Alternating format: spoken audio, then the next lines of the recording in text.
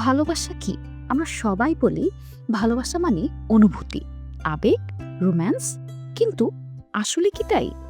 বড় বড় কবিরা বলেছেন ভালোবাসা হৃদয়ের ভাষা, ভালোবাসা হলো ত্যাগ, ভালোবাসা হলো সম্প্রীতি। কিন্তু বাস্তবতা হলো ভালোবাসা আপেক্ষিক। প্রত্যেকেই তাদের নিজস্ব দৃষ্টিভঙ্গিতে ভালোবাসাকে বোঝে, অনুভব করে এবং তদনুযায়ী প্রকাশ করে। ভালোবাসা শুধু স্বামী স্ত্রী নয়, প্রেমিক প্রেমিকারও নয়। ভালোবাসা শুধুমাত্র বাবা মা, সন্তান বা বন্ধুত্বের মাঝে সীমাবদ্ধ নয়। ভালোবাসা কখনো কখনো আত্মার গভীরে প্রবাহিত হয়, সৃষ্টি করে এক আধ্যাত্মিক মেলবন্ধন। নবী রাসূলগণ ভালোবাসার যে মহত্ব দেখিয়েছেন তা ছিল নিঃস্বার্থ। তারা ভালোবেসেছেন সৃষ্টিকর্তাকে, ভালোবেসেছেন মানবতাকে।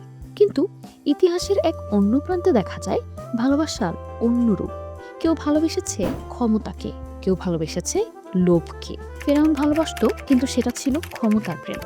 বহু স্বৈর শাসক, বহু সাম্রাজ্যের শাসক ভালোবেসেছে নিজেদের ক্ষমতা, শক্তি, ভোগবিলাসকে। কিন্তু এই ভালোবাসার শেষ পরিণতি কি ছিল? ধ্বংস।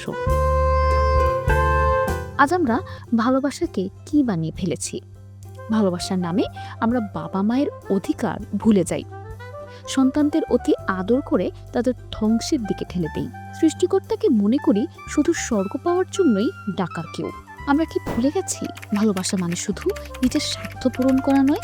ভালোবাসার আসল অর্থ হলো ন্যায্যতা, ভারসাম্য।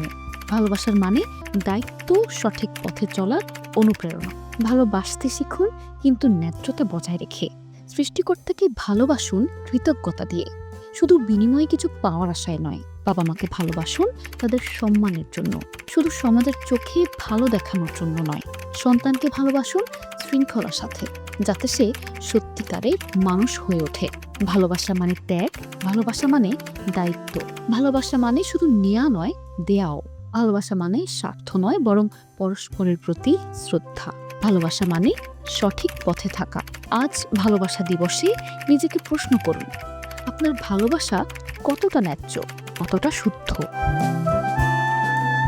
রিলেশন 24 টিভি এর পক্ষ থেকে সবাইকে ভালোবাসা দিবসের শুভেচ্ছা।